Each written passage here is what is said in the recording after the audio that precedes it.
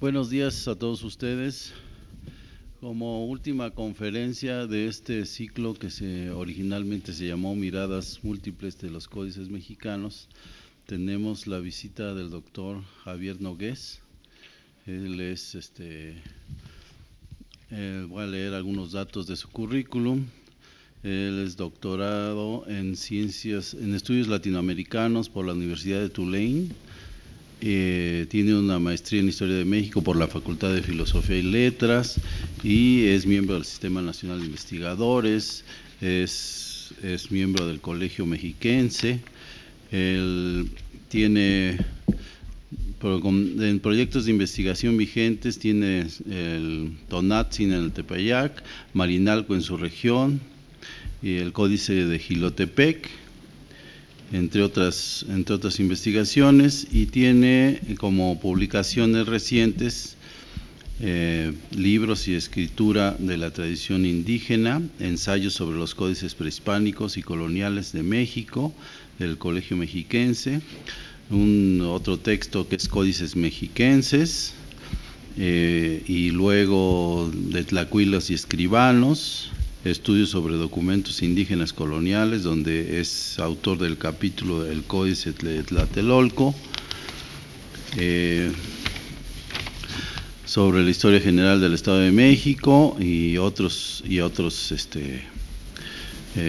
publicaciones. También estudió el García Granados, ¿verdad? Aquí lo vamos a ver. Entonces, que aquí no lo tengo, pero sí sabemos eso. Y entonces, bueno, le dejamos la palabra al doctor. El doctor nos va a hablar de los códices de la biblioteca del Museo Nacional de Antropología, y después vamos a tener la visita allá abajo en la exposición de códices. Doctor. Pues muchas gracias. ¿Se oye? Yo publiqué el último trabajo, un trabajo sobre el mapa de Xochitpac y el fragmento Humboldt número 6, que ustedes espero que ya próximamente salgan. Tiene una enorme relación con un caso muy excepcional de la Inquisición, cuando los indios estuvieron bajo algunos de ellos fueron juzgados por la Inquisición en la época de Fray Juan de Zumárraga. Estos dos códices, el mapa de Ostoticpa, que está en la Biblioteca del Congreso de Washington, y el fragmento Humboldt, que está en Berlín, tuvieron que ver con el caso de don Carlos Ometoxtli Chichimecatecuhtli, que fue el único noble indígena que fue quemado en la hoguera por la Inquisición en 1539. Y han salido cosas muy interesantes que espero que ustedes próximamente las puedan leer, ya que fueron un caso muy excepcional y dos códices muy excepcionales también. Bueno, pues de los códices tenemos más preguntas que respuestas, y un poco la idea era en este momento pues introducirnos en alguna de la problemática de estos documentos, que como ustedes ya, los que han visitado la exposición, se han dado cuenta de que hay una enorme diversidad. No son documentos que tengan grandes similitudes entre ellos. Hay una diversidad que nos crea el problema de la metodología. ¿Cómo los vamos a tratar? ¿Hay una metodología única para el estudio de los códices, o cada códice necesita su propia metodología? Y, por ejemplo, van a ver ustedes que tiene que ver los códices del grupo Techaloyan, que son los últimos que se hicieron a mediados del siglo XVII y principios del siglo XVIII, con el Códice de Dresde, que es uno de los más complejos, prehispánico, maya, y sin embargo ambos documentos, el Códice de Dresde, un documento mántico adivinatorio, y el Códice de Techaloyan, pues lo seguimos llamando códices. Y definitivamente hay otros documentos que no son códices. Sin embargo, el problema es definir qué es un códice. Y yo creo que muchos de estos problemas que nos hemos enfrentado con un tipo muy particular de documentos, único en el mundo, porque el doctor León Portilla decía que México desde mucho tiempo atrás es la Amoxtlalpan, la tierra de libros. Los más antiguos son los mayas, que encontraron en tumbas, siglo II, III después de Cristo, y todavía tenemos ferias de libros por todos lados ahora. El problema es que no hay lectores, ¿no? Tenemos libros, pero no hay lectores, ¿no? Y todavía no entendemos el problema de cómo los problemas básicos de los códices están por resolverse. Yo cada día me he vuelto más humilde y más modesto respecto a esta documentación y sobre todo porque su diversidad, tanto de los prehispánicos como lo de los coloniales, todavía no nos permite entender bien a bien su papel en las culturas mesoamericanas, ¿no? Yo creo que todavía falta mucho. Sin embargo, ustedes han tenido la oportunidad de ver los originales. Asunto que no, como les voy a leer en este breve texto, asunto que no se había dado desde 1979, cuando hubo una exposición especial y varias publicaciones a las que me voy a referir. Entonces, de 79 a 2014-15, pues ha pasado un buen tiempo, pero hoy tuvimos la enormísima suerte de ver, no todos, porque era imposible poner toda la colección que está aquí en la Biblioteca Nacional de Antropología, pero sí unos de los más interesantes, y que, insisto, creo que el número de investigadores jóvenes dedicados a los códices se ha incrementado. Entonces yo creo que ellos son los que van a darnos más información. Yo me formé con el doctor Donald Robertson en la Universidad de Tulane, que para mí fue uno de los maestros que más influyó en mi interés por estas pictografías, y él insistió en algo que yo afortunadamente en el Colegio Mexiquense he seguido: publicaciones facsimilares. No tenemos todavía un corpus para que ustedes puedan trabajarlos de la mejor manera posible, porque también la política que va a seguir la Biblioteca Nacional de Antropología es que cada vez menos se van a ver estos documentos originales. Algunos de ellos se están destruyendo. Cuando trabajamos el García Granados, que se los voy a mostrar, sobre todo esa parte que no pueden ver, que es el reverso, al menos que abran la vitrina y lo jalen y vean, en el reverso hay información en el García Granados, y también muy importante. Cuando lo estuvimos trabajando ya hace algunos años, la maestra Rosario Hernández y yo, se enrollaba y desenrollaba, y cada vez que hacíamos este movimiento quedaban pedazos de amate en la mesa. O sea que el tipo de manufactura de algunos documentos, sobre todo coloniales, no fue lo suficientemente bueno como para que el amate en particular se preservara. Ya no se usó el chimaltízatl, esa delgada capa de estuco donde se pintaba en los códices prehispánicos. Ya en general en los códices coloniales ya no tenían ni el interés o la tecnología para usar esa capa blanca de estuco que se llama chimaltízatl, o sea, la tiza del escudo, para que se pudiera preservar mejor el amate. Entonces pintaban directamente sobre el amate, y eso hace que con el tiempo se vaya secando, se vaya desintegrando, y que, por ejemplo, en algunos techaloyan ya es muy difícil su lectura, porque faltan fibras de amate que se han estado deteriorando, ¿no? Entonces, la idea del doctor Robertson era: hagan el corpus de códices, dedíquense a publicarlos de la mejor manera posible, aunque los estudios no sean los más profundos, los últimos, los mejores, porque a veces es imposible hacer eso con los códices, pero necesitamos el corpus para que, si queremos, por ejemplo, resolver el problema de los techaloyan, que son aproximadamente 43 documentos, tengamos todos. No podemos concluir sobre este grupo tan numeroso de pictografías tardías coloniales, los techaloyan. Tenemos la posibilidad de ver todos. y en este momento si hemos publicado más o menos bien unos 10 es mucho.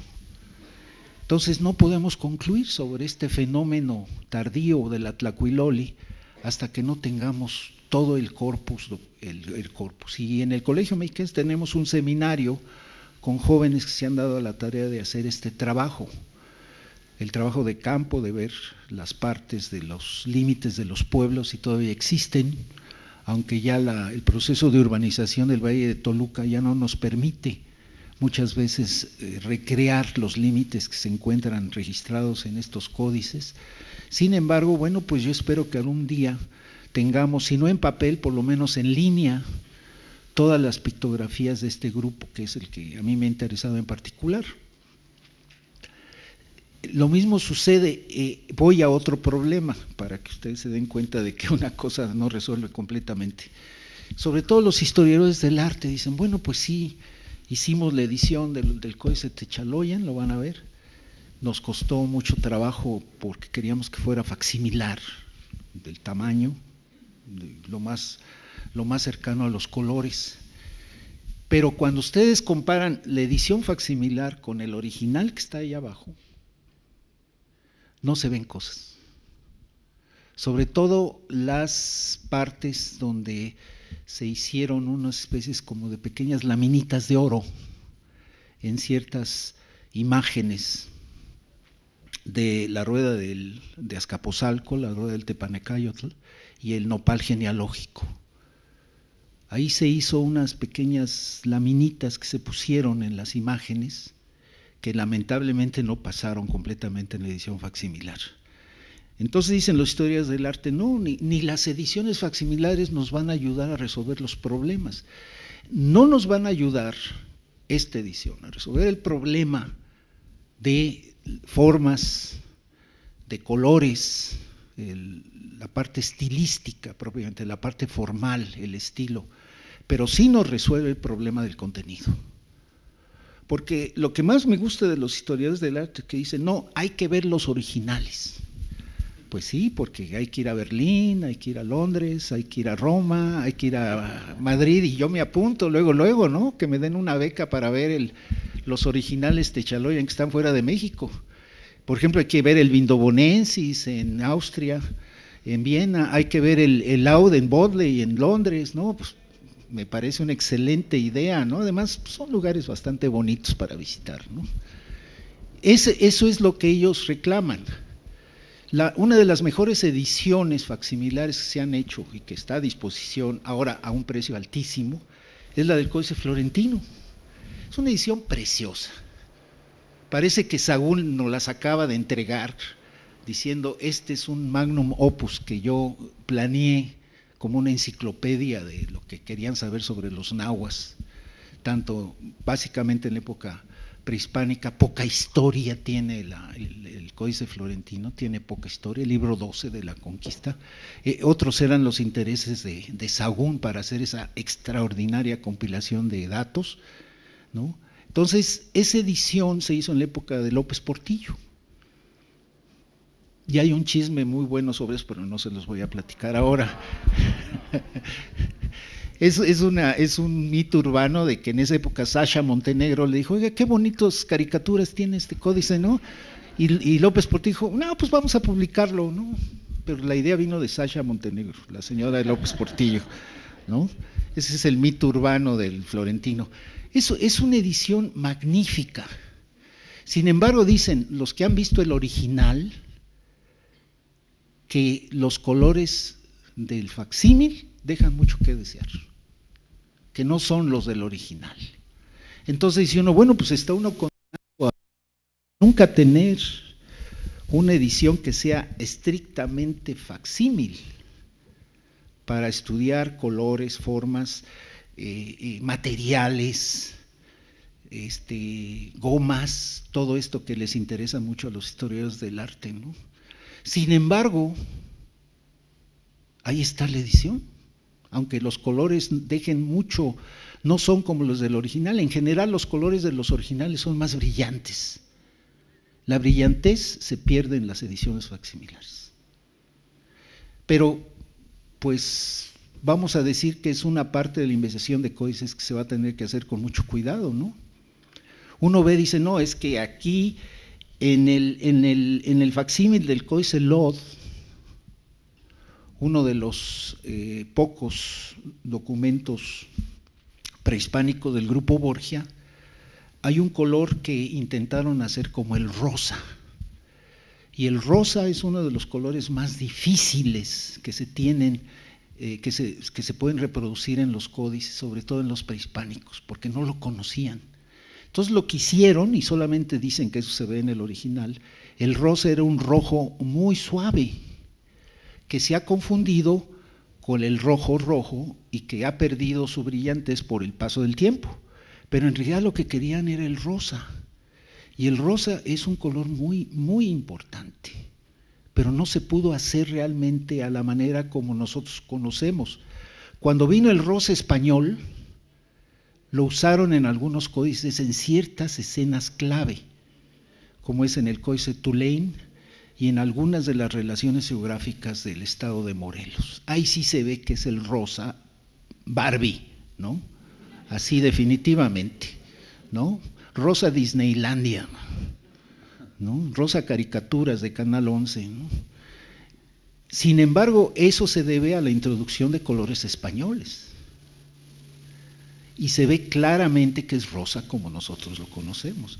Pero el rosa en los códices prehispánicos no se sabe si es un rojo ya acabado o que verdaderamente la única posibilidad que tuvieron para hacerlo, para representarlo, es poner un rojo muy suave, ¿no? Que no se viera como rojo rojo.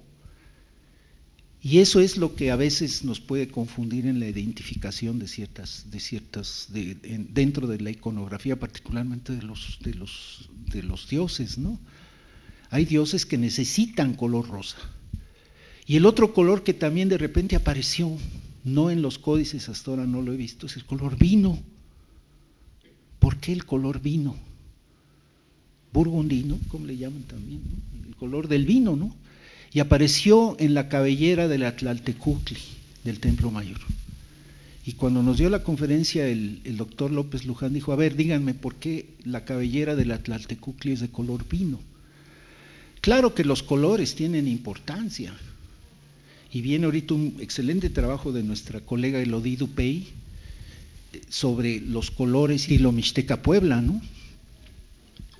Sin embargo, aquí vemos que en la actualidad hay como una división entre los que nos dedicamos al contenido y los que se dedican a las formas, al estilo gráfico, a los colores, ¿no?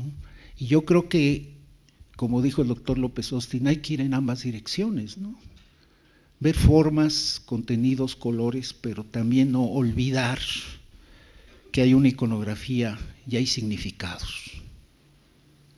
Y este es el momento que estamos atravesando en el estudio de los códices, ¿no?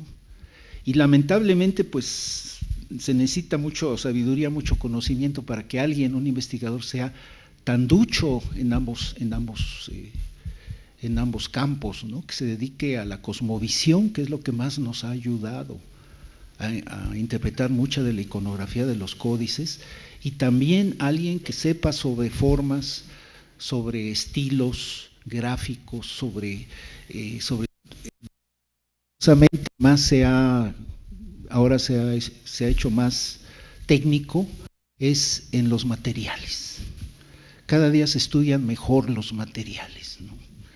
Ya se sabe más o menos de dónde provienen, la química de los materiales, se ha hecho un gran avance, y eso también lo vemos en otro campo, en los recientes estudios sobre el penacho de Moctezuma, ¿no? Que sabemos muchísimo más de cómo se hizo, qué materiales se usaron en el penacho de Moctezuma, pero todavía no se ha resuelto el problema de para qué servía, quién lo usaba, qué significado tiene, ¿no? Entonces, ahí vamos, ¿no?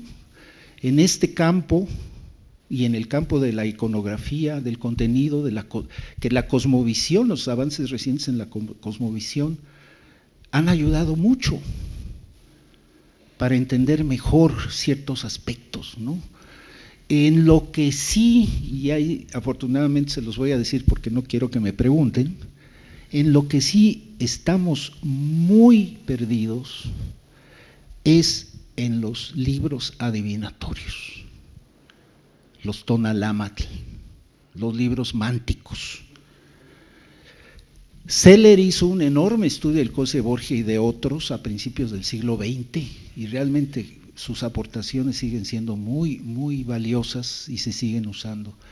Sin embargo, cada vez más los estudios de Edward Seller se ven con lupa para que tengamos una idea mucho más clara del contenido de los libros adivinatorios, que son, por ejemplo, los del grupo Borgia, y algunos, como el Tonalámatl de Oban, que vamos a ver, son libros que todavía tienen un enorme reto para entender la narrativa, cómo se usaban, ¿no? ¿Cómo se usaban? ¿Qué eran? A mí la palabra que me molesta es adivinatorio. Y esto nos lleva a pensar de que quizá la lectura era muy empírica, ¿no? Era una especie como de tarot, que cada tonalpojki leía lo que quería leer. Les han leído el tarot, ¿verdad? Sería interesante que un día lo probaran, porque depende mucho del tarotista y depende mucho de cómo arregla las imágenes. ¿Y qué tal si estos libros mánticos funcionaran como un tarot? Pues eso nos lleva a un problema mayor, que es la individualidad de interpretación del documento. Que no haya una sola manera única que resolviera los problemas de la lectura, ¿no? Se están haciendo muchos avances, sobre todo en el área de la lingüística, la semiótica, la filología, para entender, por ejemplo, el Códice Borgia, ¿no? Ustedes ven las láminas del Códice Borgia, que afortunadamente no está en exposición y no me van a preguntar, porque no está en México. El único que tenemos ahorita es el Tonalámatl de Oban, ¿no? Sabemos los elementos, sabemos que por ahí anda Tlaloc, Tlazolteotl, Xinonen, sabemos todo lo que es el aspecto del uso de los días, de los 260 días del calendario, ¿no? Ahí están. Sabemos los cargadores que comienzan en Zipacli y terminan en Xochitl, ¿no? En estos 20 símbolos que se mueven en el Borgia, en el Oda, en el Feijergare y Mayer, en el Cospi, en todos. Pero propiamente descifrar un libro adivinatorio, pues está un poco problemático, ¿no? Porque vean ustedes un tarotista, ¿no? Les pone la cruz, ¿no? Les pone la simbología que es muy antigua del tarot. Y entonces hace una serie de preguntas y comienza a hacer una serie de explicaciones sobre la persona que le está preguntando. Yo creo que con alto grado de psicología, ¿no? Le pregunta a uno, no sé, a ver, dígame, ¿soy casado? Pues, ¿cómo se llama su suegra, no? María, no, es casado. Sí, ¿no? Es muy interesante porque hay niveles de tarotistas, ¿no? Gente que sabe mucho de cómo manejar el tarot, ¿no? ¿Qué tal? Y esta no es mi idea, lo que les estoy mencionando de los libros mánticos adivinatorios, no es mi idea, pero parece ser que cada vez más nos estamos acercando a esta idea de ver celdas mánticas, como dice el doctor Sebastián van Desburg, ¿no? Ver los elementos. Y en general, más o menos, hay un desciframiento de los elementos. Lo que no hemos descifrado es la narrativa, cómo están enganchados esos elementos y cómo se leía el códice. Por ejemplo, el doctor León Portilla insiste que uno de ellos es de los mercaderes, es el Tonalámatl de los pochtecas, nada más. Asunto que ha sido por algunos investigadores criticado, ¿no? El Od tiene básicamente dos deidades, como lo ha estudiado Marisa Álvarez y Cas, que son Tlaloc y Tlazolteotl. Entonces dice, bueno, es el Tonalámatl de Tlaloc y de Tlazolteotl. Así como que se van individualizando sobre ciertas particulares deidades o ciertas actividades como el comercio, ¿no? En el Borgia, que es el más complejo, parece ser que la figura principal, por su tamaño y por la cantidad de veces que aparece, es Tezcatlipoca. Y en general se nos ha dicho que el señor de los libros adivinatorios es Tezcatlipoca, el señor del destino, el señor de la buena o mala suerte. Y si ustedes ven el Códice Florentino, hay una buena cantidad de capítulos dedicados a la adivinación, el libro cuarto. O sea que esa era la ciencia prehispánica, la adivinación. Y uno ve el Borgia y dice, bueno, pues esto cómo se lee, ¿no? ¿Qué tal si venía una persona y quería saber si su hijo iba a ser o no iba a ser una persona aficionada al pulque? Pues no lo abrían desde el principio, había una sección dentro del Borgia que abrían particularmente y ahí estaba el destino, sobre todo bajo la égida del dios del pulque, Tosconejo, Metoxtli, ¿no? Entonces, todas estas cosas como que empezamos a discernir, porque Seller hizo un enorme trabajo, el señor de seguro que no dormía, porque es una enorme cantidad de cosas en un lapso relativamente corto. Y él sí pensaba que eran ciclos de Venus, que había cuentas, que había movimientos, o que había bajadas al inframundo o subidas al Ilhuicac, a los cielos, ¿no? Pero eso parece ser que ahora tenemos que dividirlo en celdas mánticas, porque no parece ser que haya una narrativa. Ojo, esto lo estoy diciendo así casi de conversación de café, ¿no? No parece que haya una narrativa que vincule todo el códice. No se trata como nosotros pensamos en los códices históricos, que hay una cronología, ¿no? Que ahorita vamos a ver un extraordinario ejemplo, que es los Anales de Tula, ¿no? Y ahí les voy a explicar una cosa muy anecdótica que acabamos de descubrir de estos códices que se llaman de anales continuos. Ahí sí hay una narrativa. Existe una narrativa en los códices adivinatorios, ¿no? La adivinación es la cosa más subjetiva del mundo. Es lo más subjetivo del mundo, adivinar. ¿Y por qué se les llama Tonalámatl, ¿no? El libro de los destinos, el libro del Tonali. Y eso es lo que debemos ahora de tomar en consideración y ser más modestos y aprender a usar el tarot, ¿no? A ver si por ahí nos lleva alguna circunstancia, ¿no? Y esto les digo, bueno, no es una idea mía, yo lo acabo de ver en una conferencia, que debemos de dar la posibilidad de la parte empírica, subjetiva de la lectura de estos documentos, ¿no? Que desaparecen en la época colonial. Ya no se hacen, excepto copias, ¿no?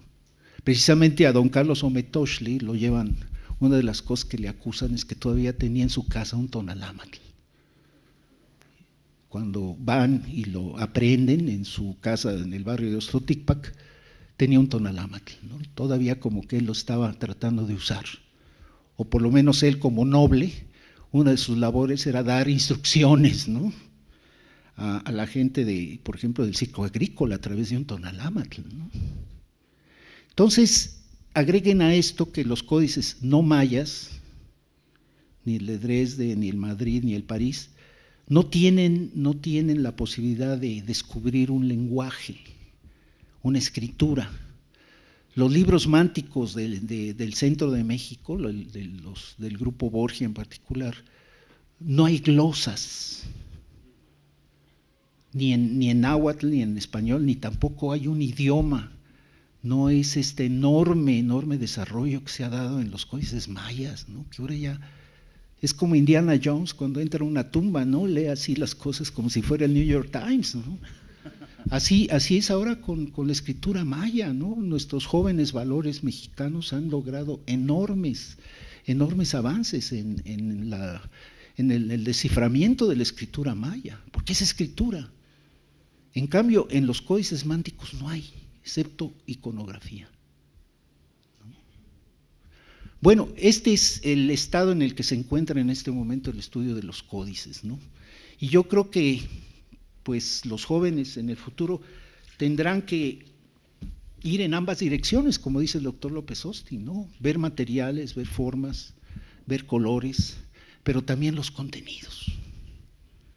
No podemos ir solamente en una dirección, y yo creo que ambas son importantes. Yo creo que la de los contenidos es mejor. Si ustedes tienen el contenido de un códice, el que se dedique a la parte formal, a la parte estilística, le va a ser más fácil. Y pongo un caso. Hace años, ya muchos, mi tesis de maestría fue la tira de Tepechpan. Aquí solamente me dediqué a estudiar el contenido. Poco hice sobre forma, sobre número de tlacuilos, quiénes escribieron las glosas, si fue un glosador, si fueron 3, si fueron 5, ¿no? Eso se ve en la forma de la escritura. En este momento a mí me interesaba darles a ustedes toda la información histórica que tenía la tierra de Tepechpan, que es una historia sincrónica señorial de un señorío Acolua, Texcocano, Tepechpan, y en otra línea horizontal la historia de Tenochtitlan, ¿no? Es Tepechpan y Tenochtitlan. Bueno, pues creo que el libro ya va en su tercera reimpresión, le he cambiado muy pocas cosas, no por orgullo, sino por flojera, ¿no? Y resulta con que ya hay una edición en inglés de una historiadora del arte, Lori Borsnasian-Dill, que precisamente yo le resolví todos los problemas. Y ella lo que hizo fue eso de número de tlacuilos, colores. Ella sí vio el original, yo no lo vi hasta muchos años después, yo trabajé con fotos pequeñas, y no fue sino hasta hace 4 o 5 años cuando lo vi lleno de lágrimas, el original en la Biblioteca Nacional de París, porque es un códice hermoso, del cual yo estuve trabajando para mi tesis de maestría. Bueno, lo que hizo Lori fue usar mi información y agregarle los aspectos formales. El problema es que yo siento que no me citó lo suficiente. Hubiera sido una coautoría, ¿no?